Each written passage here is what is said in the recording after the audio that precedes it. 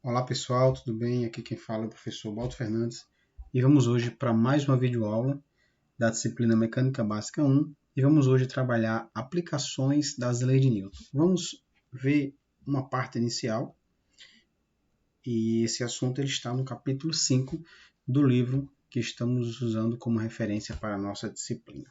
Então, na aula de hoje vamos estudar os seguintes tópicos. Vamos trabalhar problemas mecânicos envolvendo blocos, o elevador e sistema de polias. Então, esses são os tópicos que vamos estudar na aula de hoje. Bem, pessoal, problemas envolvendo blocos, nós temos diversos tipos de problemas envolvendo blocos, ok? Podemos ter problemas com 2 blocos, problemas com 3 blocos, com 2 blocos, entre eles um fio. Podemos ter 2 blocos, um em cima do outro. Podemos ter 2 blocos, sendo que um está na superfície e está sendo puxado por um bloco B que está pendurado. E podemos ter também um sistema de polias prendendo um corpo, puxando um corpo A, que o corpo A está empurrando o B. Então, são diversos os tipos de problemas envolvendo blocos. Do mais básico, que seria pelo menos 2, há no caso aqui o mais complexo, que seriam 3, e de modo que estejam pendurados. Bem, mas são problemas clássicos envolvendo leis de Newton, tá? Mas o detalhe que eu queria chamar a atenção para vocês é que nesse tipo de problema, o que é mais solicitado, o que é mais cobrado? Vamos lá. A força que atua entre os blocos é uma das coisas mais cobradas em problemas envolvendo blocos. Pode ser a força normal, pode ser a tração, pode ser a força de atrito. Bem, também se cobra muito a aceleração do conjunto, ok? Também é um problema clássico. E a aceleração de cada bloco, que, nesse caso, em quase todos os casos, vai ser a mesma aceleração do conjunto. Então, se você achar a aceleração do conjunto, você está achando a aceleração de cada bloco, ok? Então, isso é o mais cobrado nesses problemas envolvendo blocos. Bem, vamos passar aqui para vocês passos que vocês, seguindo, vocês conseguem resolver qualquer problema de blocos, tá? E o primeiro passo é você separar os blocos. Eu escrevi aqui separar entre aspas, porque na verdade é apenas uma forma de você desenhar separados, mas eles estão juntos. O segundo passo é a gente representar todas as forças que atuam no sistema. E o terceiro passo é utilizar a segunda lei de Newton para cada bloco. Então, pessoal, se nós seguirmos esses 3 passos, nós resolvemos qualquer problema envolvendo blocos, ok?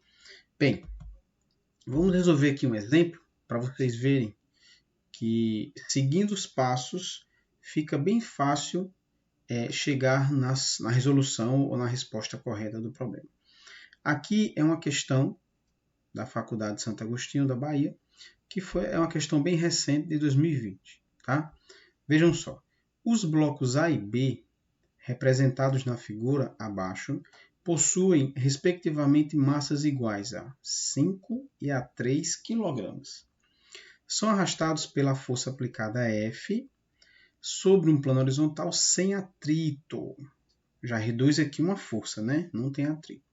A partir destes dados, pode-se concluir que, olha o que se pede, a aceleração adquirida pelo sistema, ou seja, a aceleração do conjunto, e a tensão no cabo que une os 2 blocos. Então aqui nós temos uma questão que pede 2 coisas, a aceleração do conjunto e a tensão que une os blocos. Bem, é uma questão que tem as opções, vamos deixar as opções de lado e vamos resolver o problema, certo? Vamos seguir os passos que nós sugerimos aqui no início da abordagem dos problemas mecânicos envolvendo blocos. O primeiro passo que nós sugerimos foi representar todas as forças que atuam no sistema. Então, vamos lá.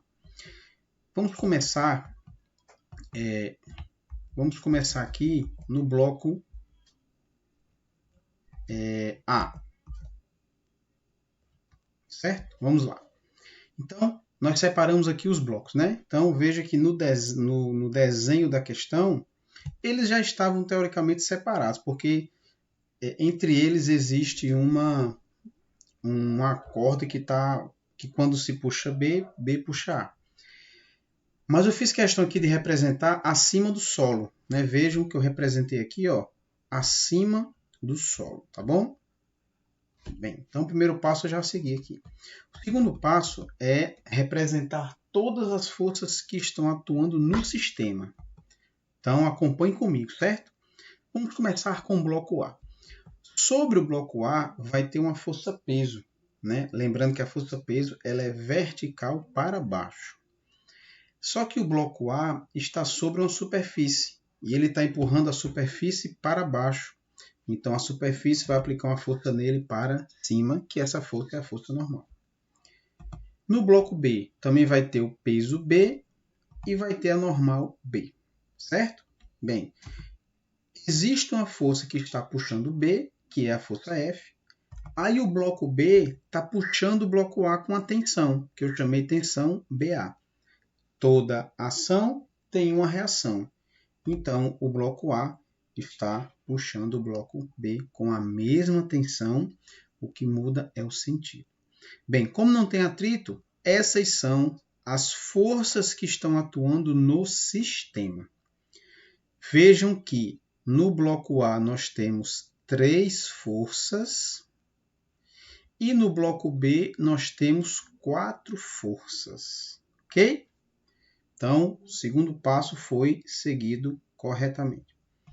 O terceiro passo é utilizar a segunda lei de Newton em cada bloco, né? Eu trouxe a figura para cá já com todas as forças, sem animação. Então, vimos aqui, ó, que no bloco A nós temos 3 forças e no bloco B nós temos 4. O detalhe é o seguinte. No bloco A, pessoal, a única força responsável pelo movimento é a tensão BA. Então, a segunda lei de Newton, força resultante, massa vezes aceleração. Quem vai ser a força resultante para o bloco A? Vai ser apenas a tensão BA, igual a massa de A vezes a aceleração. Já no bloco B, observe que nós temos 4 forças, mas apenas 2 estão atuando na direção do movimento, que vai ser F e a tensão AB. Como F está fazendo o bloco B se movimentar para a direita e a tensão AB é contrária ao movimento, quem vai ser a força resultante para B? F menos T. Aqui, pessoal, é para ser TAB, ok? Ficou trocado aqui. Massa de B vezes A, certo? Bem, depois que nós aplicarmos a segunda lei para cada bloco, nós vamos usar aqui uma ideia matemática que vamos obter a equação do conjunto. Como é que eu faço isso? Nós vamos somar membro a membro, certo? Vamos lá. Se eu somar esse termo com essa diferença, a tensão BA é igual à tensão AB em módulo. Então, do lado esquerdo sobra apenas F. Do lado direito, eu estou somando MA vezes A, MB vezes A. Só que a aceleração é a mesma. Quando a gente puxa B, B já puxa A. Então, vamos colocar o A em evidência. Chegamos na equação do conjunto, certo?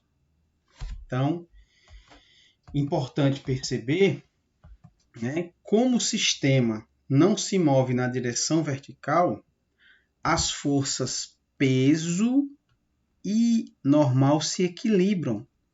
Por isso que elas não entraram no problema, né? Então, aqui, ó, as forças peso e normal, elas se equilibram. Então, elas não vão entrar no problema, tá bom? Bem, vamos agora resolver. Então, ó, com essas equações podemos determinar a aceleração do conjunto e a tração ou tensão em cada bloco. Tá? Como é que eu faço isso, né? Bem, para encontrar a aceleração do conjunto, eu vou usar a equação do conjunto. Então, isola o A, vai ficar F dividido por MA mais MB. O valor de F é 40, a massa A é 5, a massa B é 3. 40 dividido por 8 vai dar 5 metros por segundo ao quadrado.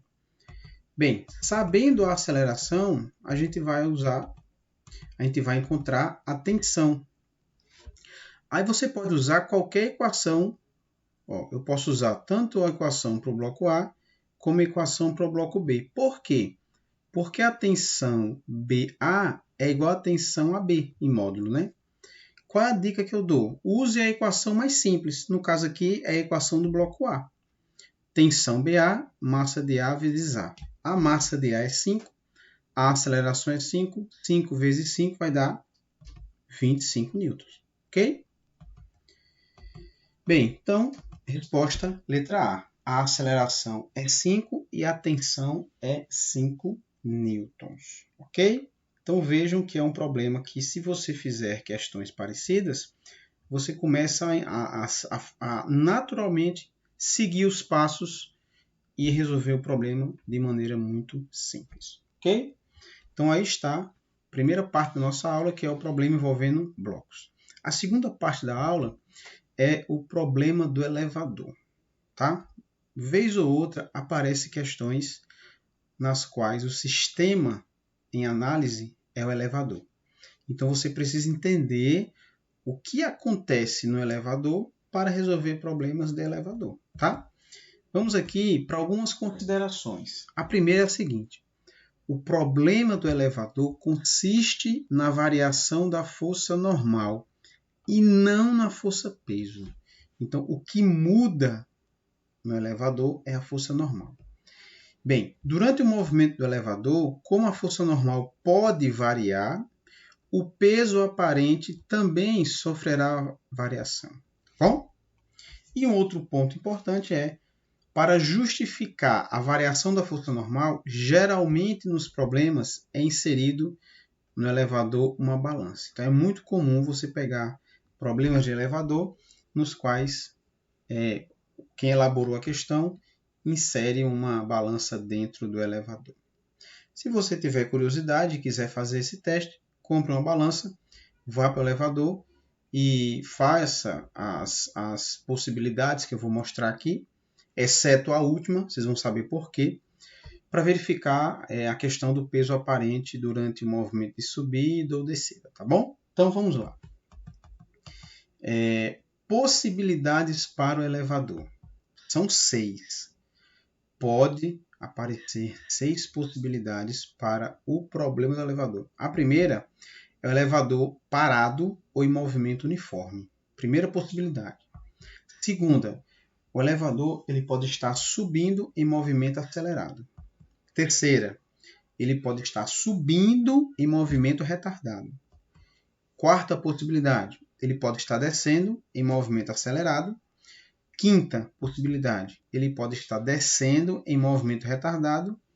E a sexta possibilidade, que eu considero como uma hipótese, porque ninguém vai esperar que isso aconteça. Porque se acontecer, dependendo da altura, é uma fatalidade. Elevador em movimento de queda livre. Essa situação 6 seria a situação que os cabos de aço se romperiam. E se tivesse alguma pessoa lá dentro, certamente ia acontecer coisas graves. Então, o sexto caso eu diria que é uma hipótese que a gente pode analisar, tá bom? Vamos então analisar cada caso desse. Acompanhe comigo. Primeiro caso é o caso do elevador parado ou em movimento uniforme. Eu fiz aqui um esquema, tá? Bem simples. Essa parte branca aqui representa o elevador. Aqui eu tenho a pessoa e aqui seria a balança. Só para a gente jogar esse objeto aqui dentro, porque pode aparecer nos problemas, ok? Então, primeira coisa é representar as forças, né? Nós temos a força peso, que é vertical para baixo, e como o elevador está parado ou em movimento uniforme, a força normal, que é uma reação da balança, ela vai ter o mesmo módulo da força peso. Então, quando o elevador estiver parado ou em movimento uniforme, o módulo da força normal é igual ao módulo.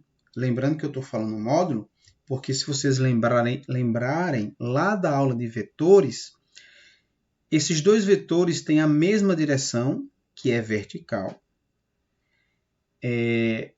Tem o mesmo tamanho, que é um módulo, porém são com sentidos opostos.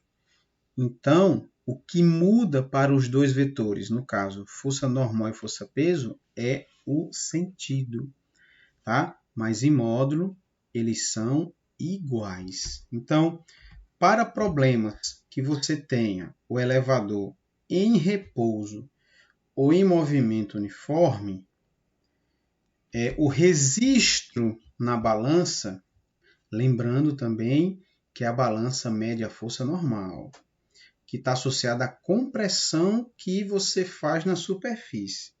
Nesse caso, como a normal em módulo é igual ao peso, então para você calcular a normal, basta pegar a massa e multiplicar pela aceleração gravitacional. Então, o primeiro exemplo é um exemplo que podem ter duas situações, um objeto parado ou em movimento retilíneo uniforme. Para as duas situações, a normal é igual ao peso, então, se você calcular o módulo do peso, você calculou o módulo da força normal. Primeira situação está exemplificada. Vamos para a segunda. A segunda situação, pessoal, um detalhe, que eu coloquei uma ordem para as situações que não necessariamente tem que ser nessa ordem, tá? Eu que criei essa ordem aqui. Segunda situação, possibilidade, é o elevador subindo em movimento acelerado. Temos o nosso esquema novamente, o elevador, a pessoa e a balança. Vamos representar a força-peso, que vai ser exatamente igual ao anterior. Direção vertical e sentido para baixo. Só que agora, como o elevador está subindo acelerado, a compressão que você faz sobre a balança aumenta. Logo, a força normal também vai aumentar.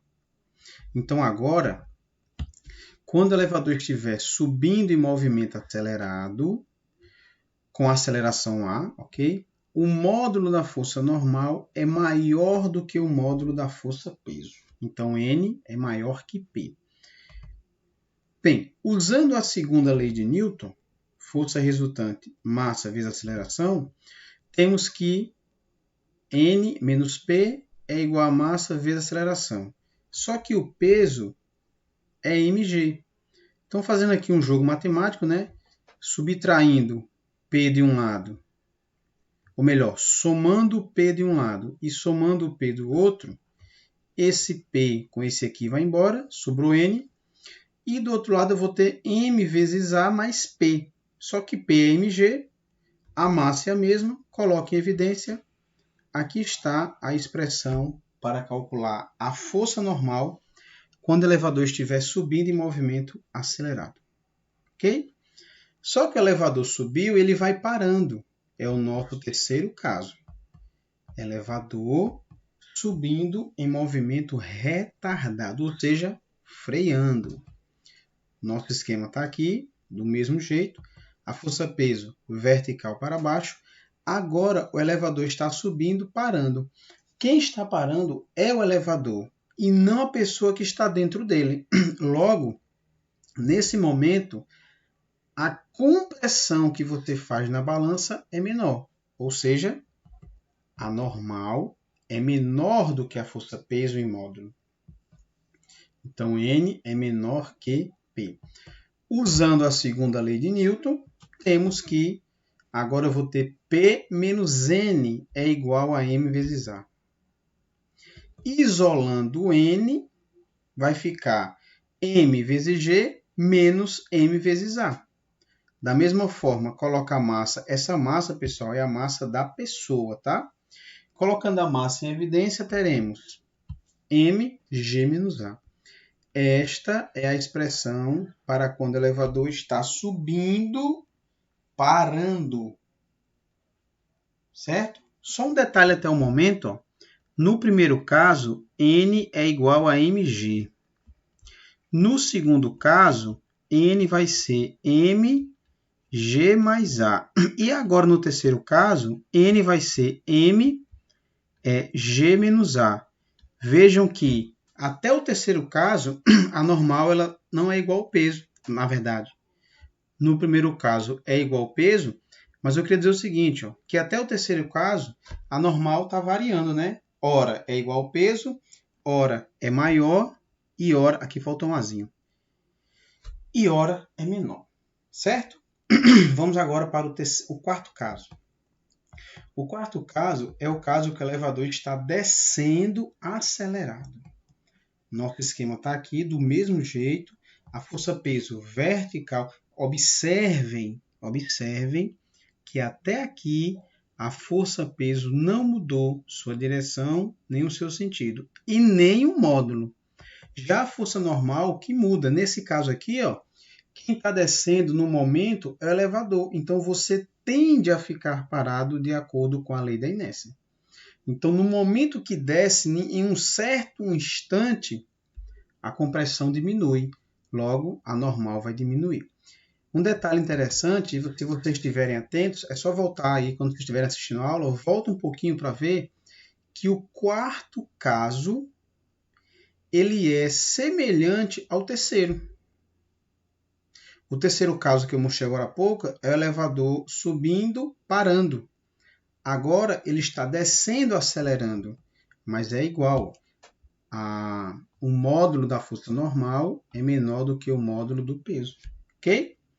N menos P, vou aplicar a segunda lei de Newton, vai ficar P menos N igual a M vezes A, isolo o N, faz o jogo de sinal com P, coloca a massa em evidência, a expressão para normal é mg menos A.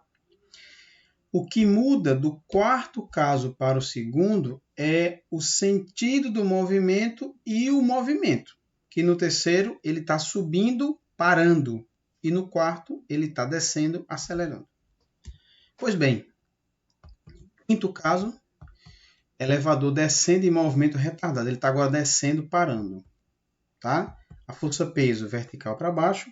Aí se ele está descendo, freando, quem está parando é o elevador e não os ocupantes. Então, nesse momento, a normal em módulo é maior que a força-peso. O quinto caso, se você quiser voltar a ouvir um pouquinho, o quinto caso é igual ao segundo. O que muda é o sentido do movimento. Normal maior que o peso. Vou usar a segunda lei de Newton. Força resultante, massa vezes aceleração. N menos P, isolo N, fica MA mais MG, coloca a massa em evidência, chegamos na expressão para calcular a normal para o elevador descendo em movimento retardado. Chegamos ao sexto e último caso, que, como eu falei, é uma hipótese, né? O elevador em queda livre. Lembrando, força-peso. Quando o elevador estiver em movimento de queda livre, todos os corpos vão estar caindo com a mesma aceleração, que nesse caso é a gravitacional. O que acontece nesse caso, Baldo? Acontece isso aqui, ó, que a normal tende a zero, porque não vai haver contato entre você e a balança, ou elevador. Então, se a normal tende a zero, é como se a pessoa ficasse flutuando dentro do elevador. Nós chamamos esse estado, né, esse estado de flutuabilidade de estado de imponderabilidade. Não estou dizendo que a aceleração da gravidade é zero. Eu apenas estou dizendo que tanto o elevador quanto o que estiver dentro dele vai estar caindo com a mesma aceleração. Nesse momento, a normal tende a zero, então não há contato entre você e a balança e o elevador. Ok? Aí estão as 6 possibilidades para problemas envolvendo elevador. Ok? Revisem elas, que são fundamentais para você não errar questões. Entenda o que está acontecendo com o elevador. Se ele está parado ou em movimento uniforme, se ele está subindo acelerado, subindo retardado, se ele está descendo acelerado, descendo retardado, ou, numa hipótese, não na vida real, se ele estiver em movimento de queda livre. Ok? Vamos aqui resolver um problema também, para vocês verem como é que isso é cobrado. Uma pessoa de massa M sobe numa balança que está dentro de um elevador em repouso. A balança registra o módulo P0 do peso dessa pessoa.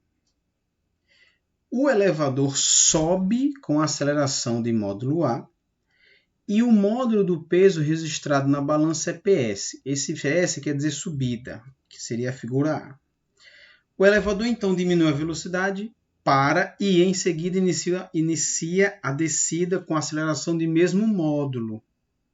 Veja que só muda o sentido aqui, né? Que é a figura B. Momento em que a balança registra o módulo PD, que é o peso na descida. Pergunta, né? Ou melhor, o módulo da aceleração da gravidade é G. Ele quer saber a relação entre o PS e o PD com o P inicial, tá? Vamos esquecer as opções e vamos analisar o problema. Bem, primeira situação é o elevador em repouso. Se ele está em repouso, a normal é igual ao peso, o peso é P0. Ok? Bem, pronto. Aí agora, no primeiro caso, ele está em movimento subindo acelerado. Se ele está subindo acelerado, o peso na subida vai ser maior do que P0. Então, PS é maior do que P0. É assim? Ok? Bem, para a situação B, agora o objeto está descendo em movimento acelerado. Se ele está descendo em movimento acelerado, o peso registrado na balança é menor do que o peso original, P0. Então, agora ficou fácil, né? Veja que nós não fizemos nenhum cálculo, apenas foi uma análise teórica do problema. Então, letra D. Na subida acelerada, o peso é maior, e na descida acelerada, o peso vai ser menor do que P0. Ok? Então, vamos aqui agora para o último problema, que é sistema de polias. Ok? Outro problema clássico da mecânica newtoniana. Bem, a finalidade, né? A finalidade de um sistema de polias é você transmitir a força aplicada, certo? Aqui tem uma figura que nós temos uma polia, né? Uma corda passando pela polia, um operário, e essa corda está presa a um objeto. E ele está puxando a corda de um lado com uma força F, e essa corda está transmitindo a força e puxando o objeto. Ok? Bem, nós podemos combinar pedaços de corda de modo a diminuir a intensidade da força que eu estou fazendo. Veja agora nessa figura que nós temos duas polias. Essa aqui ainda é a polia que está fixa, e essa agora que está nesse outro pedaço de corda aqui, ela é uma polia que ela pode subir e ela pode descer, além de rotacionar. Então, essa polia aqui, ela vai ser para a gente uma polia móvel. Muito cuidado com isso aqui. A polia fixa serve para transmitir a força, mas a polia móvel serve para dividir a força. Vejam que agora essa polia móvel está presa a um objeto de peso P, e de cada lado eu vou ter aqui uma força P sobre 2. Então, o operário está aplicando uma força metade do peso do objeto. Por quê? Porque nesse problema existe uma polia móvel, além da polia fixa. Ok? Bem, Aqui nessa outra figura, vejam que eu tenho aqui sistemas com mais polias móveis, né? Essa primeira aqui, ó, ainda é a fixa dos dois lados, ó. Só que nesse exemplo do lado esquerdo, nós temos duas polias móveis. E do lado direito nós temos 1, 2, 3, 4 polias móveis. Ok? Bem, detalhe importante é o seguinte. Ó. Existe uma expressão matemática que você pode usar para calcular a força aplicada sem precisar representar as forças nas polias móveis. E a expressão é essa aqui, ó. F, que representa a força aplicada, e P, a força-peso do objeto que você está sustentando ou erguendo. Tá? E esse Nzinho que é aqui, que é um expoente, ele vai indicar o número de polias móveis. Ok? Então vamos ver a figura novamente, para vocês perceberem aqui. Nesse primeiro exemplo, nós temos apenas uma polia fixa. Então aqui o N é 0. Se eu colocar 0 aqui, qualquer número elevado a 0 é 1. Então fica P sobre 1, vai dar P. No segundo exemplo, nós temos uma polia móvel. Essa aqui, ó. Então ficaria 2 elevado a 1, que dá 2. Então F é P sobre 2. Na figura 2, nós temos duas. Então aqui o N é 2. 2 elevado a 2, 4. Então P sobre 4. E na figura 3, ó, 1, 2, 3 polias móveis. Então 2 elevado a 3 é 8.